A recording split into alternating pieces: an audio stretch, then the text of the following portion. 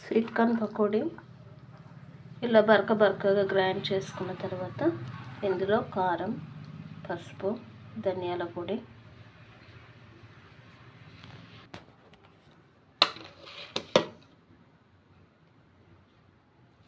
కొద్దిగా కారం, కొద్దిగా వామ, తగినంత సాల్ట్, కొద్దిగా పసుపు,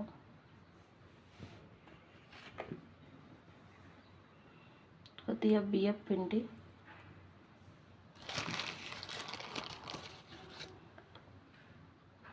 కొద్దిగా కార్న్ఫ్లోర్,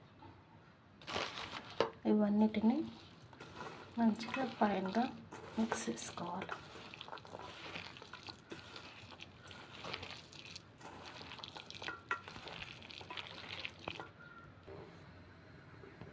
ఈ మిశ్రమాన్ని కొద్దిగా ఆయిల్లో వేసుకోవాలి.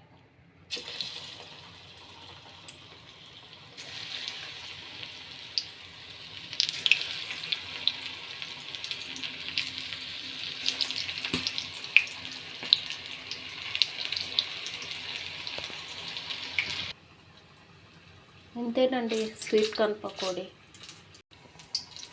నచ్చితే మీరు కూడా ట్రై చేయండి. పిల్లలు స్నాక్స్గా అడిగినప్పుడు ఇలా చేసి పెడితే వాళ్ళకు చాలా మంచి ఫుడ్ అందుతుంది.